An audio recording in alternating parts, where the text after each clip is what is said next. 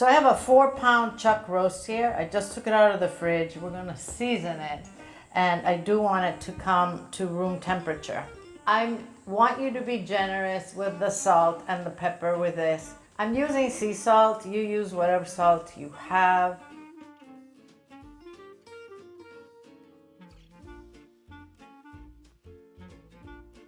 Our butcher cut it open. I don't know why, but I'm gonna go ahead and put some salt in the middle. I'm gonna do both sides, by the way. I'm gonna add cracked pepper.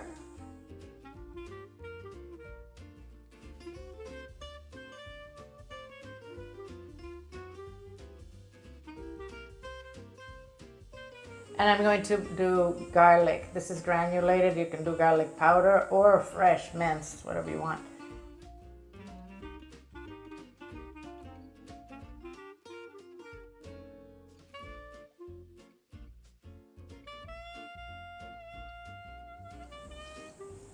All right, now I'm gonna flip it and do the other side.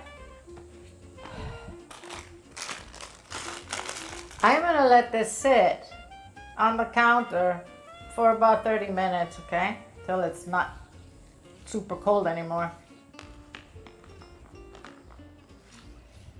By the way, this board is gonna get bleached after I finish using it. I always have a bleach solution under my sink for my boards.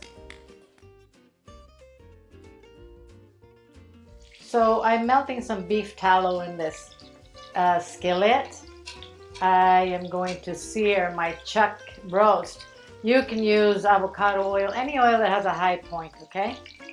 High smoking point. So we're gonna sear our meat. I'm gonna sear this on all sides until it's nice and brown.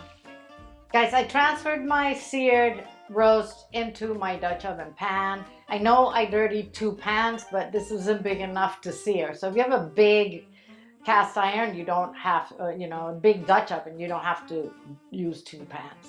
I'm now gonna cover this and I'm gonna put it in an oven at 300 degrees Fahrenheit, which is 150 centigrade.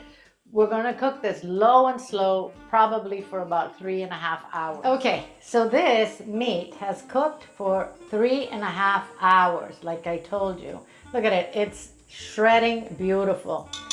Okay, it has a little bit of juice that it released. So I'm gonna shred it all and then we can taste it. Oh, yummy. Check it out, guys. I shredded the beef with the forks and then I just mixed it with the juice it created. And look at this, it is moist, it's juicy, it's really quite something else. You can use this beef to make sandwiches, to eat in tacos, to put in an arepa, or just like this with some rice. You can put some barbecue sauce on it. You can do all kinds of things. You can also freeze this, so that you have a weeknight dinner. Eat some tonight and then freeze the rest. You can fry it in some oil and make it nice and crispy. Oh, the possibilities. Look at this. Yummy. Oh, it is perfect. Perfect, perfect. And we basically didn't do anything. We just let it cook. Beautiful. The flavor is so intense. You're gonna love this, guys. It's really, really good and easy. And hey, you got 3 meals here out of 1 chuck roast. Very nice. Thanks for watching. I'm gonna see you soon.